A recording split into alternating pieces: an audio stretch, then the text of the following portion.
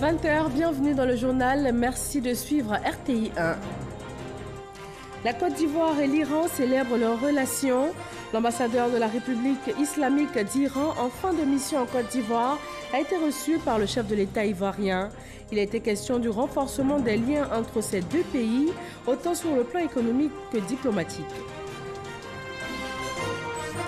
Assemblée de printemps de la Banque mondiale et du Fonds monétaire international FMI, le Premier ministre ivoirien va y représenter la Côte d'Ivoire demain mercredi, et cela dans un contexte de concordance entre le FMI et la Côte d'Ivoire au lendemain d'une mission d'évaluation du parcours économique du pays.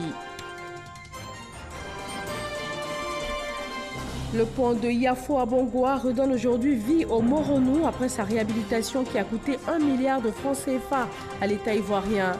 Il est ouvert à la circulation depuis février dernier et c'est un véritable poumon économique pour cette zone centre de la Côte d'Ivoire. Notre dossier EcoPlus s'y intéresse ce soir.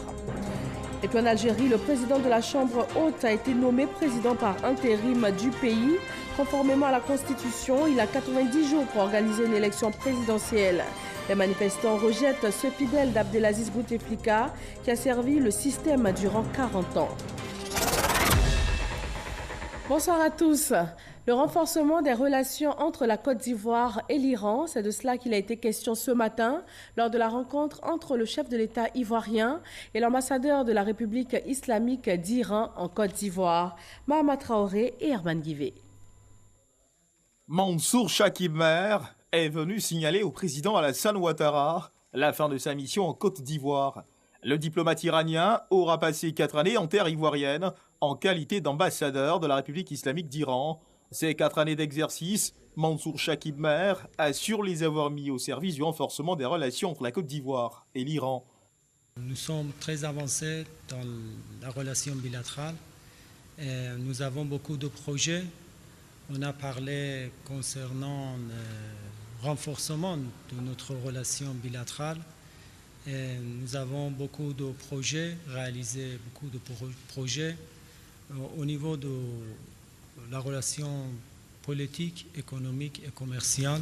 On a parlé concernant les sujets internationaux aussi, à part de relations bilatérales. En ce moment, notamment, votre pays joue un rôle important dans la séance internationale, comme vous êtes membre non permanent de la Conseil de sécurité des Nations Unies. Les relations de coopération entre la Côte d'Ivoire et la République islamique d'Iran durent depuis une 50aine d'années. Les relations entre la Côte d'Ivoire et l'Égypte sont elles aussi au beau fixe.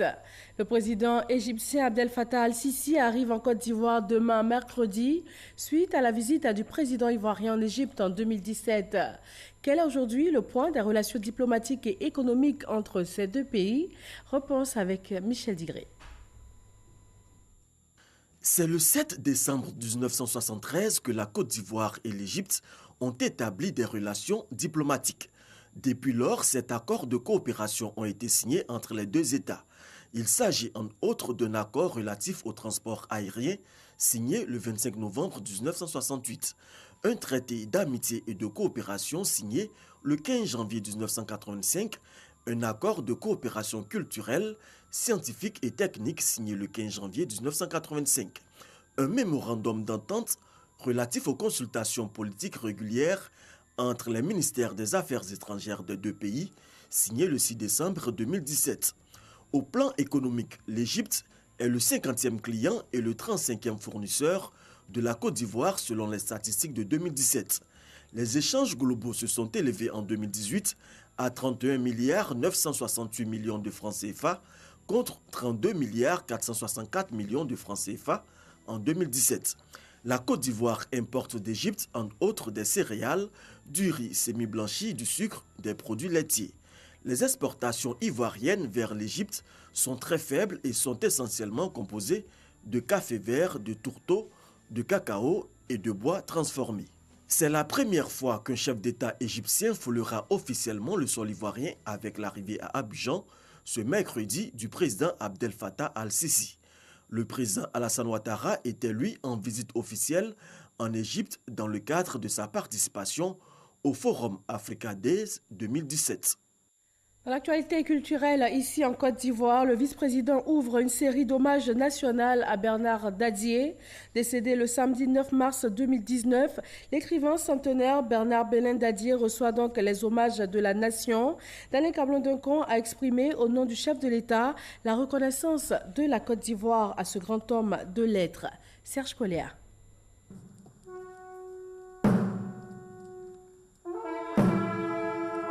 Le grand baobab s'est couché. Le samedi 9 mars 2019, après 103 ans de vie, Bernard Belin Dadier a rangé sa plume d'écrivain, l'un des plus prolifiques que la Côte d'Ivoire ait connu. Un mois après, la nation reconnaissante rend hommage au père de la littérature ivoirienne. Le monde littéraire ivoirien a légitimement souhaité qu'il obtienne le prix Nobel de littérature. Il le méritait amplement, au regard de l'immense œuvre littéraire qu'il a produite. Mais il a eu un Nobel d'un autre type, tout aussi glorieux. Il s'agit du Nobel de reconnaissance de sa grandeur d'écrivain par des millions d'élèves et d'étudiants sur plusieurs générations, pas seulement en Côte d'Ivoire, mais aussi en Afrique, voire dans le monde. Bernard le romancier, Dadier le poète, Belin le dramaturge, tous les registres de l'homme de lettres ont été revisités dans un voyage au cœur de son immense œuvre. Père et repère des lettres ivoiriennes, compagnon de nos ancêtres écrivains, Césaire, Senghor Damas, Dadier a permis à notre pays d'inscrire son nom au fronton du Panthéon des arts et des lettres d'Afrique.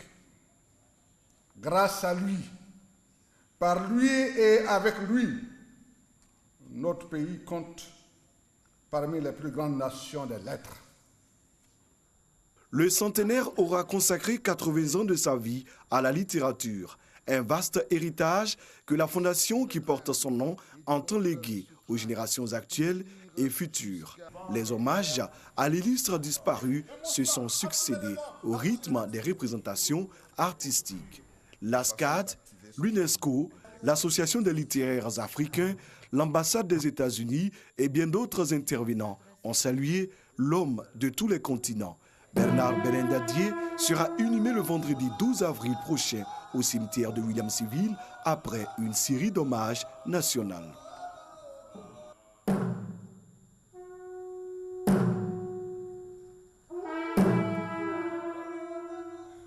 Demain, mercredi, le Premier ministre ivoirien et sa délégation arrivent à Washington, aux États-Unis, pour les assemblées de printemps de la Banque mondiale et du FMI. Une mission qui se déroule dans un contexte de concordance entre le FMI et la Côte d'Ivoire après l'évaluation du parcours économique du pays depuis 2017 par l'institution de Bretton Woods. Adama Koné. Assemblée de printemps de la Banque mondiale et du Fonds monétaire international, FMI, à Washington, du 9 au 15 avril 2019. Le Premier ministre Amadou Gon Coulibaly y va le cœur léger. Deux facteurs à l'origine de la position confortable de la Côte d'Ivoire. La première, les conclusions de la mission du FMI après la 5e revue du programme triennal 2017-2019 à Abidjan. Sur la base des résultats préliminaires, la croissance est restée forte et le PIB a augmenté de 7,4% l'an dernier, soutenu par une forte demande interne. L'inflation est restée faible à environ 0,4%, bien en dessous de la norme de 3% de l'Union économique et monétaire ouest-africaine. Les performances du programme soutenu par l'UFMI ont été satisfaisantes en 2018. Tous les critères de convergence et tous les repères indicatifs, à l'exception d'un seul, ont été respectés à fin décembre 2018. Presque tous les repères structurels ont également été atteints. La mission et les autorités ont convenu que le programme de transformation économique de la Côte d'Ivoire continue à bien progresser. Une satisfaction assortie d'un vœu. La poursuite des actions visant à diffuser les dividendes de la croissance et à continuer à réduire le taux de pauvreté sera également nécessaire pour le succès à long terme des politiques du gouvernement. Et c'est justement la deuxième raison de confort pour la mission que conduit le Premier ministre Amadou Gon Coulibaly à Washington. De fait, la Côte d'Ivoire est en phase avec la préoccupation du FMI, étant engagé depuis le début de l'année 2019 dans le programme social du gouvernement. Le programme social du gouvernement comprend la mise en place de 156 actions, dont 67 projets majeurs, 57 réformes et 32 mesures d'accompagnement de l'action sociale, dont 12 mesures phares qui ont d'ailleurs été présentées déjà par le chef de l'État. Et pour ces 12 actions phares, elles représentent un montant de 727,5 milliards de francs CFA. Ce programme aborde les problématiques sociales avec beaucoup d'ampleur et de pragmatisme, afin de garantir des résultats immédiats et surtout durables. Il s'agit de faire en sorte que la croissance soutenue enregistrée depuis 2012 se ressente durablement dans le vécu quotidien de la population ivoirienne. Monsieur Jeannot Haoussou Kouadio, président du Sénat, convoque mesdames et messieurs les sénateurs à la séance plénière relative à l'ouverture de la session ordinaire 2019 le jeudi 11 avril 2019 à 16h30 à la Fondation Félix Houphouët-Boigny pour la recherche de la paix de Yamoussoukro.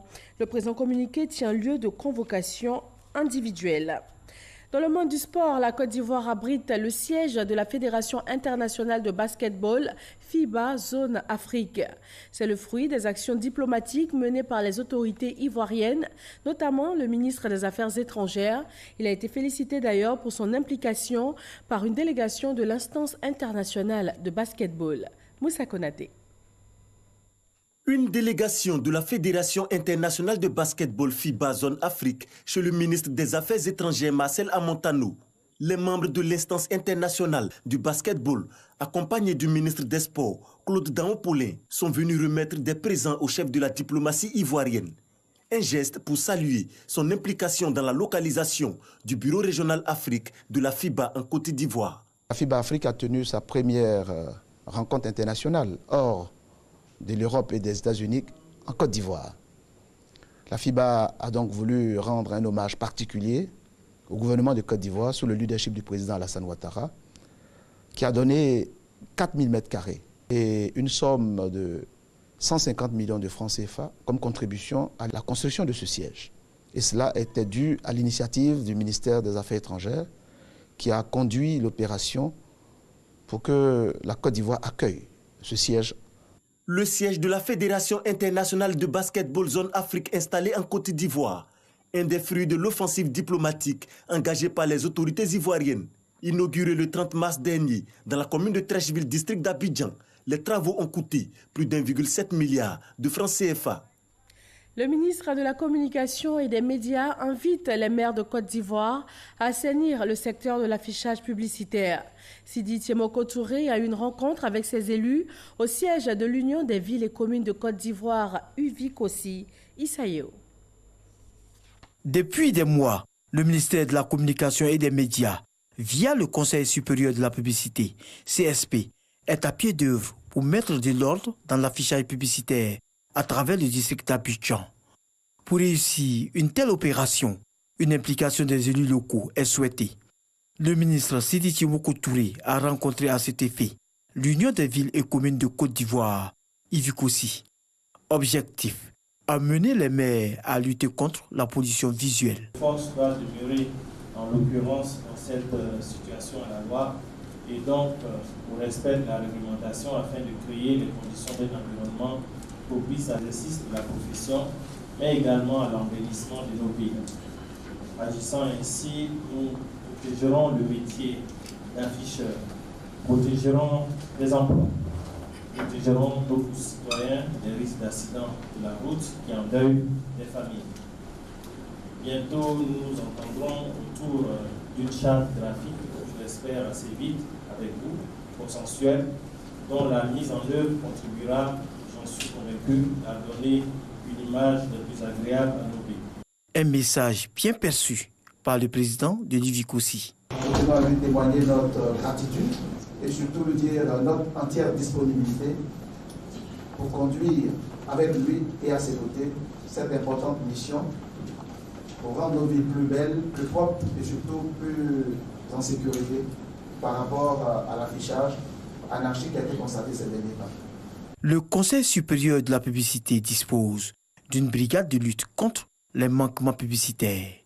Sa mission, mettre en œuvre la politique d'assainissement du secteur de la communication publicitaire définie par le ministère de la Communication et des Médias. L'accès à l'eau potable est une priorité pour le gouvernement de Côte d'Ivoire.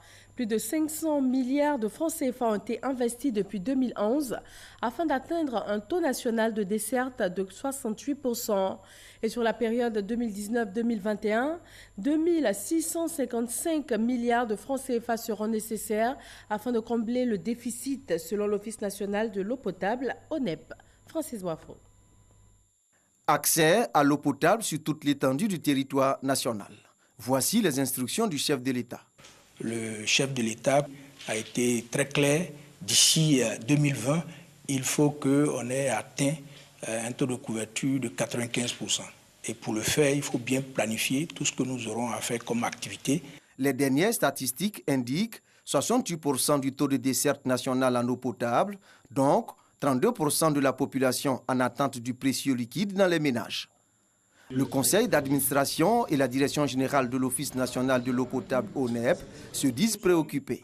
Un plan stratégique triennal 2019-2021 est en voie d'adoption. Coût 2655 milliards de francs CFA, dont 1900 milliards à rechercher sur les marchés des capitaux. Le pont de Yafo à Bongwa, dans la région du Moronou, est ouvert à la circulation depuis février dernier. Il est aujourd'hui un véritable poumon économique pour cette partie du pays. Sa réhabilitation a coûté 1 milliard de francs CFA à l'État ivoirien. Et le dossier Ecoplus ce soir s'intéresse au regain de l'activité économique suscité par la réhabilitation de cette infrastructure routière. Il est proposé par Jean-Louis Gbangbo.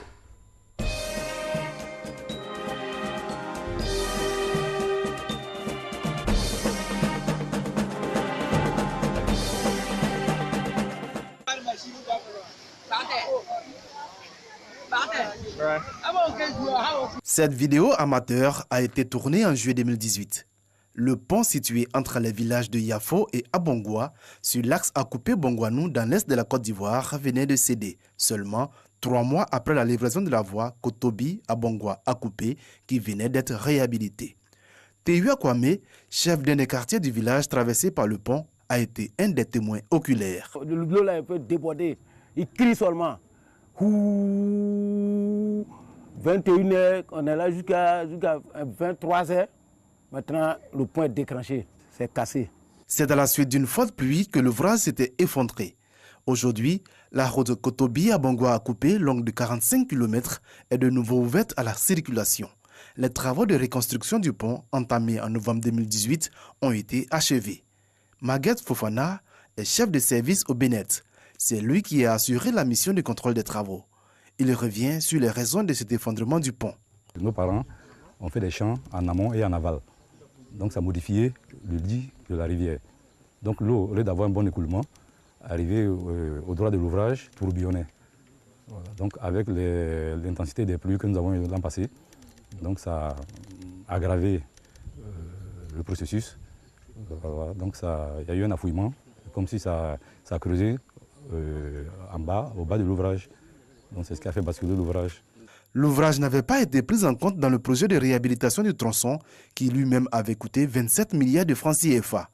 Les travaux de reconstruction du pont ont duré 3 mois pour un coût d'1 milliard de francs CFA. En termes de durabilité, nous n'avons pas d'inquiétude parce que le débit qui nous a permis de dimensionner l'ouvrage est cinquantennal. Il a tenu compte des différents changements climatiques que nous avons aujourd'hui parce que n'oublions pas que l'ouvrage existant qui était là était de 1961. Il avait plus de 57 ans.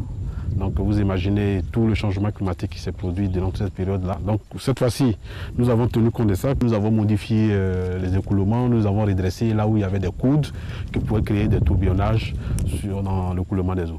La porte d'entrée du Grand Est de la Côte d'Ivoire est désormais ouverte à la grande joie des villageois. En tout cas, ce pont-là, ça nous porte en tout cas beaucoup de choses. Parce qu'il y a nos produits qui sont derrière le pont là. Autant que c'est cassé là, rien ne peut passer. Tu as vu, il y a des EVA, il y a les cacao, rien ne peut passer. Bon, quand il y a un malade là-bas, là, pour faire passer ce malade-là, c'est très difficile. Au lieu qu'on va aller passer à Ara pour aller arriver à Abidjan, là, c'est trop. Donc si c'est pour venir réparer ça, là on remercie le président Alassane Ouattara. Mais les principaux bénéficiaires de cette réhabilitation du pont, ce sont les transporteurs qui réalisent désormais d'importantes économies en carburant. Pour un gros porteur, nous, en partant, on devait prendre 170 litres de gasoil pour Abidjan. Mais avec le pont, on prend à la rigueur 135-140. Parce qu'il y a presque 60 km de moins. Pour arriver à Abidjan, il fallait un camion qui est bon, un chauffeur qui est compétent pour 3 heures du temps. Sinon, c'était plus. Mais aujourd'hui, grâce à le nouveau pont, on peut arriver à Abidjan à 2h, 2h30. Les populations de la région étaient jusque-là contraintes pour le trajet Bongouanou-Abidjan de passer par Ara pour un temps de voyage de 5 heures contre 2h30 minutes. Vraiment, ça nous arrangeait pas mal. On allait faire comment? Ça ne marchait pas aussi. Mais on prenait ça comme ça. La voie était tellement gâtée. C'est que si on s'arrangeait, on partit. On a eu de bonnes voies. C'est que si on se débrouille pas mal, on a les 1000 francs, 2000, c'est de s'arranger avec ça. Une bonne affaire pour les transporteurs, un confort et un gain de temps considérable pour les voyageurs. C'est une joie pour moi parce qu'en découvrant ce pont, je crois que ici c'est un raccourci. Donc vraiment, c'est une fierté pour moi. Je remercie le gouvernement d'avoir fait ce pont pour quand même soulager la population. Les retombées du pont vont jusqu'à Ara, qui était le principal point de transit pour regagner Abidjan. Les transporteurs de la ville peuvent désormais souffler. Quand les véhicules passent ici, à chaque 5 minutes, il y a un véhicule de transport, tous les passagers s'en vont. Donc nos transporteurs d'ici, Ara, qui résident ici, ça a vraiment diminué leur rentabilité. C'était ce qui vraiment ça nous gênait un peu. C'était un manque à gagner. Franchement, il faut être clair, c'était un manque à gagner. Une population qui revit, développant de nouvelles activités économiques. C'est le cas de Patricia Kwame qui a ouvert son commerce en bordure de route, juste après la réhabilitation de la voie et surtout l'ouverture du pont. Ici c'est 2000, ici c'est 2000, ici c'est 5000, aussi c'est 2000. Vendeuse de produits vivriers, c'est en bordure de route que Patricia, comme d'autres femmes, ont choisi de s'installer. Elles espèrent tirer profit de l'afflux des usagers de la route et du nouveau pont. Avant on était au corridor sur la rue d'Ara. C'est bon, comme le pont est cassé, on était parti là-bas. Maintenant, après, comme ils ont fini de faire le pont, on est venu encore. Quand il y a un week-end là, il y a les gens qui arrêtent pour demander bien. Bon, il y a d'autres qui payent et puis il y a d'autres aussi qui passent. Pour le moment, Patricia dit ne pas réaliser de gros bénéfices. Elle est néanmoins convaincue que la réhabilitation de ces infrastructures routières marque le début d'une nouvelle histoire pour la population de la région du Moronou.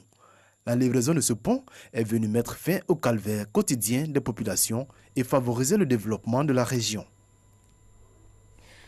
Et merci à Jean-Luc Bangbo pour ce dossier qui nous a conduit dans la région du Moronou. À Abidjan, la capitale économique ivoirienne, l'Institut africain d'informatique du Cameroun a signé une convention avec la plateforme interconfessionnelle des femmes religieuses de Côte d'Ivoire. Elle vise à offrir à 100 000 femmes l'opportunité de s'ouvrir au numérique. Safiat Kouyaté et Jean-Luc Bangbo. Elles sont de confessions religieuses diverses, réunies pour le même objectif, tirer profit de la révolution numérique. Cette convention qu'elles viennent de signer avec l'Institut africain d'informatique du Cameroun, IFTIC-SUP, devra leur donner les moyens nécessaires pour atteindre cet objectif. Notre attente, c'est de former les femmes du Côte d'Ivoire, de toutes les femmes religieuses. Vous savez, les 3 quarts des habitants appartiennent à un groupe religieux. Donc, c'est de former nos femmes jusqu'à dans les hameaux, à l'outil informatique pour l'autonomisation de la femme, pour que la femme même puisse se prendre en charge, puisse prendre en charge sa famille et ses enfants. Ce sont quelques 100 000 femmes qui bénéficieront de cet encadrement dans le domaine du numérique et de l'informatique. On va tout d'abord commencer par la base, montrer le basique aux femmes, comment utiliser un outil informatique et comment communiquer à travers l'outil informatique. Vous voyez, donc c'est plutôt des modules basé sur l'Excel, Word, l'accès aux réseaux sociaux et l'initiation à l'entrepreneuriat des femmes. Et après, leur permettre d'avoir accès à des financements. Outre le numérique, cette convention prend également en compte l'initiation de ces femmes à l'utilisation de l'énergie solaire partout sur le territoire ivoirien. Dans l'actualité politique, le Parti démocratique de Côte d'Ivoire, PDCI, célèbre sa 73e année d'existence. Les militants et sympathisants du parti septuagénaire ont profité de ce moment festif pour réaffirmer leur engagement et leur soutien au PDCI RDA. Sidonie Davila. Les militants et sympathisants aux couleurs du PDCI RDA pour la commémoration du 73e anniversaire du parti septuagénaire. Nous sommes là pour la fête de la sagesse, parce que 73 ans, c'est la sagesse. C'est la maturité et le PDCI n'a pas de ride, comme a dit notre président, parce que la jeunesse a repris le flambeau. Nous sommes fiers aussi de ce que le parti a fait jusqu'à présent, encore une fois, pour ce pays. Et nous attendons encore beaucoup de ce parti dans les années à venir. Ces festivités marquent ainsi, pour les militants, un nouveau départ. Il était tout à fait logique qu'on marqua une pause autour de notre chef, afin de recevoir ses instructions pour le futur, tout en fêtant la victoire de la conviction et de la solidarité. Avril 1946, avril 2019, cela fait 73 ans que le PDCI, le Parti démocratique de Côte d'Ivoire, a été créé par Félix Houphouët-Boigny. Le 73e anniversaire du PDCI, ce 9 avril, coïncide avec la 25e année d'Henri Konan Bédié à la tête du parti. Que de chemin parcouru. Henri Konan Bédié apprécie la constance du parti dans le temps, l'engagement des militants aussi. Je suis heureux de voir que nous partageons cette ferme volonté, cette fraternité dynamique et militante, forgée dans les épreuves comme dans les victoires. Nous sommes cette famille solidaire et indestructible qui investit pour perpétuer son précieux héritage. PDCI RDA, parti de paix et d'unité, la vie du parti a fait l'objet d'un exposé par Frédéric Gramel, le président de la fondation Félix Houphouët-Boigny. Une histoire retracée à travers les photos exposées à l'occasion des festivités du 73e anniversaire du PDCI RDA, qui a vu plusieurs de ses militants décorés. Direction à Boisseau, dans le sud-est de la Côte d'Ivoire, le mouvement Horizon RHDP, Notre Héritage, célèbre les actions de développement du gouvernement ivoirien et exprime sa gratitude au chef de l'État qui a su repositionner la Côte d'Ivoire sur l'échiquier international. Cita Soro. À Boisseau, aux couleurs du RHDP. L'un des mouvements de soutien au rassemblement des oufouettistes pour la démocratie et la paix, dénommé Horizon RHDP Notre Héritage, a rendu un vibrant hommage au président Alassane Ouattara. En très peu d'années, la Côte d'Ivoire commence à renaître. Et cela grâce au président Alassane Ouattara. Et cela grâce au RHDP. Mais pour cela, nous avons besoin d'unité. Pour le président du mouvement Horizon RHDP Notre Héritage, le Sud Comoé se doit d'épouser les idéaux du RHDP, gage de développement. Nous, ce que nous retenons, c'est Alassane Ouattara. Et de ce haut de cette tribune ce soir, nous invitons tous les gars de toutes les régions, quand il s'agit d'Alassane Ouattara, on doit prier pour le pays, prier pour la cohésion, prier pour la paix et pour le développement autour des actions du président de la République. Aux côtés des organisateurs de cette rencontre, les ministres Sidiki Konaté et Seka Seka Joseph. Est-ce que tu es prêt à laisser Goudron pour venir avoir dans l'escalier la poussière? Il faut continuer sur le goudron. Il faut continuer le travail. Il faut continuer avec l'équipe de M. le Premier ministre. Il faut continuer avec l'équipe du vice-président Kadja Deka. Il faut continuer avec le président Alassane Ouattara. Le président Alassane Ouattara, à travers son épouse, Madame Dominique Ouattara, a pensé à vous. Et aujourd'hui, vous pouvez avoir de l'argent pour faire du commerce, pour aider vos maris à élever et envoyer vos enfants à l'école. Cette cérémonie d'hommage a été marquée par l'investiture des délégués départementaux et communaux de la région du Sud Comoé du mouvement Horizon RHDP Notre Héritage. Sur la scène internationale, le président du Conseil de la Nation, la Chambre haute algérienne, a été nommé président par intérim du pays. Cela une semaine après la démission d'Abdelaziz Bouteflika et conformément à la Constitution. Il a désormais 90 jours pour organiser une nouvelle élection présidentielle.